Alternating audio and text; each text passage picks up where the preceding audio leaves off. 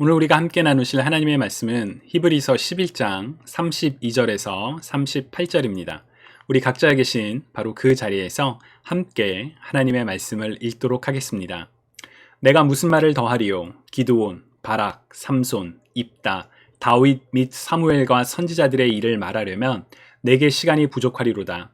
그들은 믿음으로 나라들을 이기기도 하며 의를 행하기도 하며 약속을 받기도 하며 사자들의 입을 막기도 하며 불의 세력을 멸하기도 하며 칼날을 피하기도 하며 연약한 가운데서 강하게 되기도 하며 전쟁에 용감하게 되어 이방 사람들의 진을 물리치기도 하며 여자들은 자기의 죽은 자들을 부활로 받아들이기도 하며 또 어떤 이들은 더 좋은 부활을 얻고자 하여 심한 고문을 받되 구차히 풀려나가기를 원하지 아니하였으며 또 어떤 이들은 조롱과 채찍질 뿐 아니라 결박과 옥에 갇히는 시련도 받았으며 돌로 치는 것과 톱으로 켜는 것과 시험과 칼로 죽임을 당하고 양과 염소의 가죽을 입고 유리하여 궁핍과 환난과 학대를 받았으니 이런 사람은 세상이 감당하지 못하느니라. 그들이 광야와 산과 동굴과 토굴에 유리하였느니라. 주님의 말씀입니다. 하나님 감사합니다. 아멘. 지난주에 우리는 히브리서 1장을 통해 그리스도가 누구입니까? 라는 질문에 관한 내용을 함께 다루었습니다. 여러분 혹시 기억나시나요? 예수님은 누구입니까? 라는 이 질문에 대한 답은 사실 우리의 신앙 고백이기도 합니다. 예수님을 그리스도라고 답변하신다면 예수 그리스도께서 하나님께서 기름 부으신 자, 곧 하나님께서 택하신 분이심을 고백하는 것이죠. 또 우리가 예수님을 구원자라고 이야기한다면 나는 죄와 사망의 저주 아래 놓여 있었지만 예수님이 나를 대신하여 죽으심으로 인해 내가 구원을 얻게 되었다라는 것을 고백하는 것이죠. 또 우리가 예수님을 주님이라고 이야기한다면 내 삶의 주인이 내 자신이 아니라 바로 예수 그리스도께서 내 삶의 주인이시며 나는 그분의 뜻을 따르는 종이라고 고백하는 것이지요. 주님이 사랑하시는 여러분, 여러분들께 예수 그리스도는 누구입니까?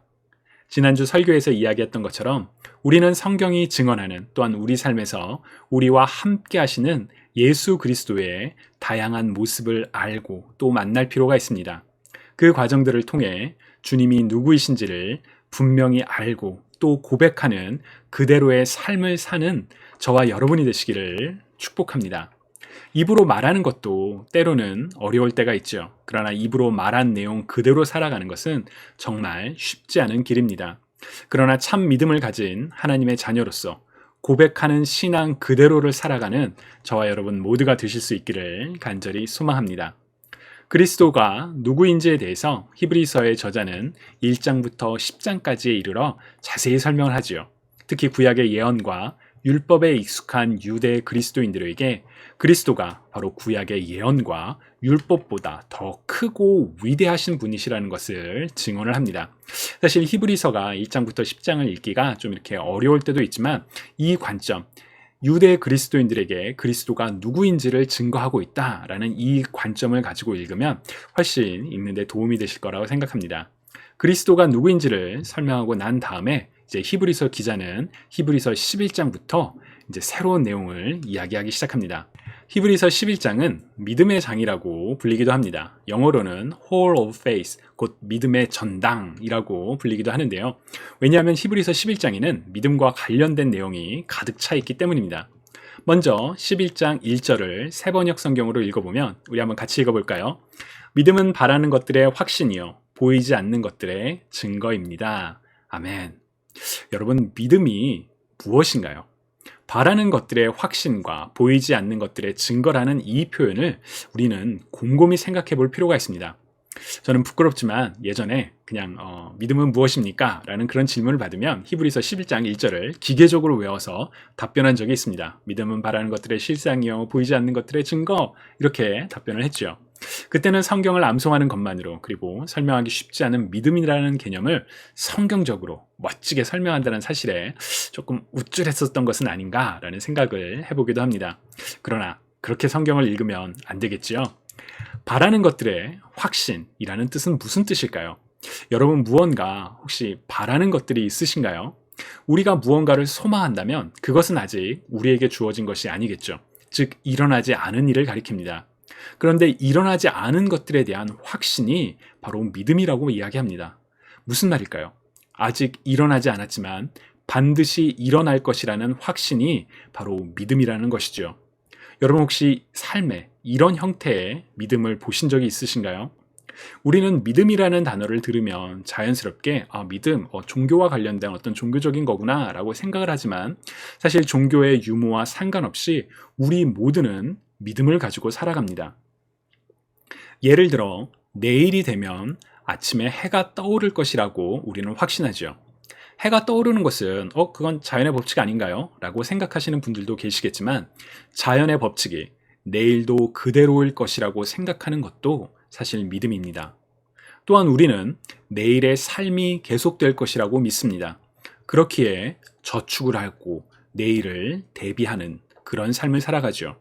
즉 우리는 우리가 인식하건 인식하지 못하건 모두가 일정한 형태의 믿음을 가지고 살아갑니다. 바라는 것들이 이루어질 것이라는 그런 마음을 가지고 살아가지요. 그렇다면 그리스도인들에게 믿음은 우리가 간절히 바라고 또 그 바라는 것들이 이루어질 것이라고 확신하는 것은 어떤 것들이 있을까요?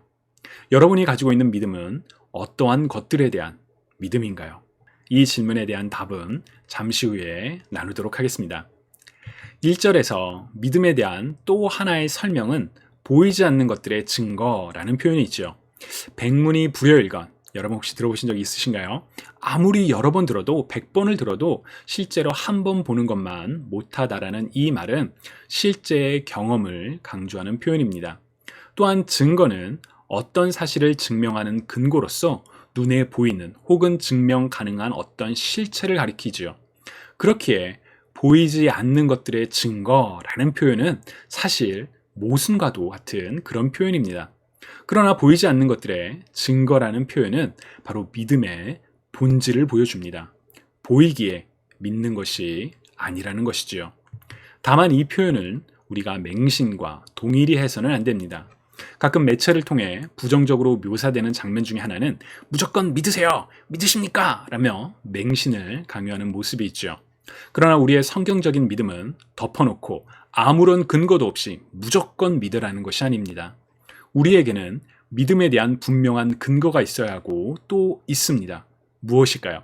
바로 예수 그리스도의 역사적인 사실, 곧 하나님의 아들이 인간의 모습으로 이 땅에 오사 우리를 대신하여 고난당하시고 죽으셨던 사실, 그리고 부활하신 사실이 우리의 믿음, 곧 하나님께서 우리를 사랑하신다는 것을 분명히 증거하는 확증입니다.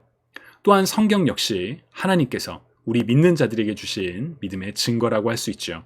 왜냐하면 하나님의 계신 성경에는 하나님이 어떠한 분이시며 또 어떠한 일을 행해 오셨는지를 분명하게 드러내고 있으며 계시하고 있으며 믿음으로 말미암아 하나님을 만나고 하나님과 동행했던 사람들의 이야기도 그 안에 함께 담겨 있기 때문입니다. 히브리서 기자의 경우 히브리서 11장 1절에서 믿음이 무엇인지를 정의한 다음에 믿음으로 말미암아 하나님께서 인정하신 혹은 하나님께서 의롭다고 말씀하신 다양한 인물들의 이야기를 기록하고 있습니다. 4절에서 믿음으로 아벨은, 5절에서 믿음으로 에녹은, 7절 믿음으로 노아는, 8절 믿음으로 아브라함은, 11절 믿음으로 사라는, 20절 믿음으로 이삭은, 21절 믿음으로 야곱은, 22절 믿음으로 요셉은, 23절 믿음으로 모세의 부모는, 24절 믿음으로 모세는, 29절 믿음으로 이스라엘 사람들은, 31절 믿음으로 라합은, 정말 많은 인물들을 열거하면서 이들 모두가 믿음으로 라고 이야기를 합니다. 이처럼 히브리서 11장에는 믿음으로 말미암아 하나님 앞에서 담대히 살았던 혹은 하나님께서 인정하셨던 여러 인물들이 기록되어 있습니다. 그래서 히브리서 11장이 Hall of Faith, 곧 믿음을 가진 인물들이 전시된 전당과도 같다라고 불리는 이유이지요. 오늘 본문 32절을 보시면 내가 무슨 말을 더하리요? 기드온, 바락, 삼손, 입다, 다윗 및 사무엘과 선지자들의 일을 말하려면 내게 시간이 부족하리로다 라고 말하죠. 성경에 기록된 믿음으로 말미암아 살았던 인물들이 너무나 많습니다 라고 이야기를 하는 것입니다. 자, 그렇다면 왜 히브리서의 기자는 믿음으로 말미암아 살았던 인물들을 이렇게 하나하나 열거하면서 그들의 삶을 이야기하는 것일까요? 그것은 믿음으로 말미암아 살았던 그들의 이야기가 우리에게 중요한 모범 혹은 롤 모델이 되기 때문입니다. 여러분 혹시 job shadowing이라는 표현 들어보신 적 있으신가요? 저는 미국에 와서 이 표현을 사실 처음 들었습니다.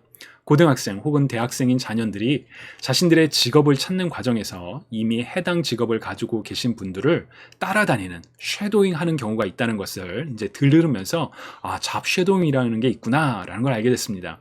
예를 들어 의사가 되고 싶다면 자기가 알고 있는 의사에게 이제 부탁을 해서 허락을 받아서 그분을 따라다니며 그 직업이 실제로 어떤 삶을 사는구나 라는 것을 배우는 것이죠. 사실 잡 트레이닝 중에 OJT라고 On the Job Training이라고 전임자를 따라다니며 일을 배우는 것이 있다는 것은 알고 있었지만 직업을 정하기 위해서 잡 쉐도잉을 하는 경우도 있다는 것은 저는 이제 그전에 알지는 못했습니다. 배울 수 있는 역할 모델을 옆에서 보고 배우는 과정은 참 많이 도움이 되는 것이라고 생각합니다. 좋은 스승을 만나는 것이 참 중요한 것처럼 말이죠. 저는 히브리서 기자가 이처럼 많은 믿음의 인물들을 열거하는 이유 중에 하나가 바로 믿음으로 말미암아 살아가는 사람들의 이야기를 통해 믿음을 가진 사람들이 어떻게 믿음을 지켜야 할지를 배우고 또한 힘든 상황 속에서도 믿음을 지키도록 위로와 격려를 주기 위한 것이 아닐까라고 짐작을 해봅니다. 믿음의 조상들이 이런 상황 속에서도 믿음으로 말미암아 이렇게 살았으니 나도 믿음으로 말미암아 이렇게 살아야 되겠다라는 다짐으로 이어질 수 있기 때문이죠. 그리고 오늘 본문은 믿음으로 말미암아 살게 되는 삶의 모습이 어떤 것인지를 우리에게 이야기를 합니다. 주님이 사랑하시는 여러분, 믿음으로 말미암아 살게 되는 삶은 어떤 모습일까요? 아니, 바라는 것들의 확신인 믿음을 가지고 우리는 어떠한 삶을 바라며 그리스도인으로서 어떠한 삶을 바라며 살아가고 있는 걸까요? 많은 경우 우리는 믿음으로 말미암아 세상 가운데서 형통하기를 소망하는 그런 경우가 있죠. 야베스의 기도, 곧 주께서 내게 복을 주시려거든 나의 지역을 넓히시고 주의 손으로 나를 도우사 나로 환난을 벗어나 내게 근심이 없게 하옵소서라는 이 기도를 되뇌이며 하나님, 우리 삶의 지경이 넓어지고 환난과 근심이 없는 삶을 살았으면 좋겠습니다 라고 기도해 보신 적 혹시 없으신가요? 그래서 몸과 마음이 아프지 않고 심지어 병이 들었다 할지라도 믿음으로 말미암아 모든 질병이 다 씻겨 나가고 몸이 다 회복되고 경제적으로 어렵지 않을 정도의 복을, 그래서 지경이 넓은 그런 삶을 바랄 때가 있죠. 또 자녀가 믿음으로 말미암아 잘 자라나서 좋은 학교, 좋은 직업을 갖기를 기도하기도 합니다. 믿음으로 말미암아 우리의 영혼이 잘 되고 범사가 잘 되고 강건해지는 축복을 바라며 살아갈 때도 있지는 않은가요? 실제로 성경에는 믿음으로 말미암아 나라의 고위 관직이 되고 또 많은 소유를 누리고 또 질병에서 회복되는 이야기들이 많이 있으니까요. 그래서 믿음으로 말미암아 우리 삶에 그러한 일들이 일어나기를 바라고 또 그렇게 될 거야 라고 확신하는 믿음을 가질 때가 있는 것 같기도 합니다. 오늘 우리가 읽은 본문에서도 믿음으로 말미암아 그러한 일들이 일어난다라고 합니다. 33절부터 35절 상반부까지 세번역 성경으로 읽으면 우리 한번 같이 읽어볼까요? 그들은 믿음으로 나라들을 정복하고 정의를 실천하고 약속된 것을 받고 사자의 입을 막고 불의 위력을 꺾고 칼날을 피하고 약한 데서 강해지고 전쟁에서 용맹을 떨치고 외국 군대를 물리쳤습니다. 믿음으로 여자들은 죽었다가 부활한 가족을 다시 맞이하였습니다. 아멘. 아멘이 절로 나오지 않나요? 주님, 내게도 이런 일들이 일어나게 하여 주옵소서. 내 삶 속에서도 승리하는 일들이 일어나게 하여 주옵소서. 여러분, 이런 기도 하실 때 있지 않으신가요? 그러나 이어지는 35절 하반절부터 38절까지 읽어보시면 우리 이것도 같이 한번 읽어보겠습니다. 또 어떤 이들은 고문을 당하면서도 더 좋은 부활의 삶을 얻고자 하여 구태여 놓여 나가기를 바라지 않았습니다. 또 어떤 이들은 조롱을 받기도 하고 채찍으로 맞기도 하고 심지어는 결박을 당하기도 하고 감옥에 갇히기까지 하면서 시련을 겪었습니다. 또 그들은 돌로 맞기도 하고 톱질을 당하기도 하고 칼에 맞아 죽기도 하였습니다. 그들은 궁핍을 당하며 고난을 겪으며 학대를 받으면서 양과 염소의 가죽을 입고 떠돌았습니다. 세상은 이런 사람들을 받아들일 만한 곳이 못 되었습니다. 그래서 그들은 광야와 산과 동굴과 땅굴을 헤매며 다녔습니다. 여러분, 아멘이라는 단어가 나오시나요? 주님, 제게도 믿음으로 말미암아 이런 일들이 일어나게 해주세요. 라는 그런 기도 하실 수 있으신가요? 적어도 저는 그렇게 하지 못할 것 같습니다. 믿음으로 말미암아 세상 속에서 잘 되기를 바라지만 반대로 믿음으로 말미암아 내가 고통을 당하고 조롱을 당하고 억압을 당하고 사회로부터 격리되는 일들이 일어나는 걸 차마 바라지 않기 때문입니다. 그러나 성경은 믿음으로 말미암아 어려운 일들 역시 일어날 수 있음을 우리에게 분명히 이야기를 하죠. 그렇다면 어떻게 해야 될까요? 믿음으로 말미암아 잘 되기만을 바라는 것은 안 되는 것일까요? 아니, 잘 되는 것을 바라는 것조차 그것도 잘못일까요? 아니요, 저는 그렇지 않다라고 생각합니다. 하나님이 우리 아버지시기에 우리는 우리 삶에 필요한 것들을 위해서 간구할 수 있는, 자녀가 아버지께 무엇을 구하는 것처럼 그런 간구할 수 있는 특권을 받았습니다. 우리가 하나님의 자녀라는 정체성을 가지고 있기에 할 수 있는 일이죠. 그런데 우리가 이미 아뢰기 전에 하나님께서는 사실 우리에게 필요한 것을 이미 다 알고 계십니다. 그래서 주님께서는 다만 너희는 그의 나라를 구하라. 그리하면 이런 것들을 너희에게 더하시리라 라고 말씀하셨지요. 즉 우리가 삶 속에서 믿음으로만 말미암아 바라는 것의 첫 번째는 바로 하나님의 나라, 곧 하나님의 통치하심, 하나님의 다스리심이 일어나는 것을 우리가 먼저 바라야 한다는 것이지요. 하나님의 나라는 그리스도의 성육신 하심으로 말미암아 이미 이 땅에 임했지만 다시 오실 주님에 의해 완성될 것이기에 이미 임한, 그러나 아직 완전히 완성되지 않은 그 사이를 살아가는 우리는 매일의 삶 속에서 하나님의 나라를 믿음으로 말미암아 구해야 합니다.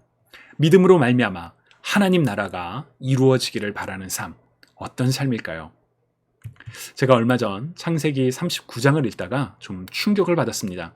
요셉이 이집트에 노예로 팔려갔던 때를 이제 설명하고 있는 이야기인데요. 그 39장 2절을 읽어보시면 여호와께서 요셉과 함께 하심으로 요셉은 형통하게 됐습니다.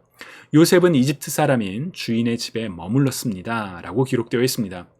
제가 이 부분을 읽으면서 참 여러 가지 생각이 들었습니다. 형통, 도대체 형통이라는 건 무엇일까요? 세상적 관점에서, 아니 그냥 제 관점에서 만약 이때 요셉이 정말 형통했다면 노예의 신분에서 자유를 얻고 가족이 기다리는 고향으로 돌아가 자신을 죽이려고 했고 자신을 노예로 팔았던 형들을 향하여 정의를 세운 다음에 평안히 살아가는 것이 그것이 형통이 아닐까라는 생각이 들었습니다. 그러나 하나님이 함께 하셔서 형통하게 되었을 때 요셉은 여전히 이국 땅에서 살아가는 노예의 신분이었죠. 그럼에도 하나님께서 그와 함께 하심으로 형통하게 되었다라고 이야기를 합니다. 그렇다면 믿음으로 말미암아 형통하게 된다는 것은 도대체 무엇일까요? 가장 확실한 답변은 우리가 따라야 할 가장 최고의 믿음의 모델, 바로 12장에 기록되어 있습니다. 히브리서 12장 1절부터 3절 우리말 성경으로 우리 같이 한번 읽어볼까요? 이와 같이 우리를 둘러싼 구름같이 많은 증인들이 있으니 모든 짐과 얽매이기 쉬운 죄를 벗어버리고 인내로써 우리 앞에 놓인 경주를 합시다. 믿음의 창시자요 완성자신 예수를 바라봅시다. 그는 자기 앞에 놓여있는 기쁨을 위해 부끄러움을 개의치 않으시고 십자가를 참으셨습니다. 그래서 그는 하나님의 보좌 오른편에 앉게 되셨습니다. 여러분, 거역하는 죄인들을 참으신 분을 생각하십시오. 그리하여 지쳐 낙심하지 마십시오. 아멘. 그리스도의 삶은 믿음으로 말미암아 우리가 발휘하는 삶의 모습이 어떤 것인지를 분명하게 보여줍니다. 우리의 주님 대신 하나님의 아들 예수 그리스도께서는 기쁨을 위하여 부끄러움을 개의치 않으시고 십자가를 참으셨습니다. 그래서 주님을 따르는 제자인 우리도 우리가 세상 가운데 믿음으로 말미암아 어려움을 당하고 힘들 수도 있지만 더 큰 기쁨을 바라며 인내하셨던 주님을 따라 인내할 수 있는 것이지요. 믿음의 창시자요 완성자이신 그리스도를 바라며 세상의 다른 그 어떤 것들보다 예수 그리스도를 바라며 살아가는 삶, 바로 이것이 진정한 믿음으로 살아가는 삶이 아닐까요? 주님을 사랑하시는 여러분, 믿음으로 말미암아 살아가는 삶은 때로는 세상적인 기쁨과 형통을 주기도 하지만 동시에 때로는 어려움과 고난을 겪는 삶일 수도 있습니다. 그러나 그럼에도 불구하고 우리가 믿음으로 살아가기를 소망하고 또 그렇게 살아갈 수 있는 이유, 바로 예수 그리스도께서 그 믿음의 길을 먼저 걸어가셨기 때문입니다. 그렇기에 우리는 예수 그리스도를 따라 예수 그리스도로 말미암아 이미 임한 하나님의 나라가, 하나님의 통치하심이 내 삶에서도 이루어지기를 바라며 하나님이 함께 하심으로 형통하게 되었습니다 라고 고백하는 그런 삶을 살 수 있지 않을까요? 오늘 하루도 예수 그리스도를 따라 정말 이 세상 가운데 하나님과 함께함으로 말미암아 형통의 삶을 살아가는, 그래서 힘차게 살아가는 저와 여러분 모두가 되시기를 주님의 이름으로 간절히 축복합니다. 여러분, 이 시간 우리 함께 기도드리시겠습니다. 사랑의 하나님, 믿음으로 말미암아 살아가는 삶에 대해서 우리가 더 깊이 묵상하며 정말 믿음으로 말미암아 사는 삶을 살기를 간절히 소망합니다. 주님, 믿음으로 말미암아 세상적인 성공과 형통을 바라는 삶이 아니라 믿음으로 말미암아 하나님께서 기뻐하시는 예수 그리스도를 따라 살아가는 우리가 될 수 있도록 주님, 우리를 붙잡아 주시고 우리에게 힘과 능력을 더하여 주셔서 우리가 세상에 때로는 즐겁고 때로는 어렵고 그런 여러 가지 상황에 처한다 할지라도 그런 상황에 상관없이 하나님과 함께 동행하며 평안의 길을 살아가는, 형통의 길을 살아가는 우리 모두가 될 수 있도록 주님, 우리를 인도하여 주옵소서. 감사드리며 살아계신 예수 그리스도의 이름으로 기도드립니다. 아멘.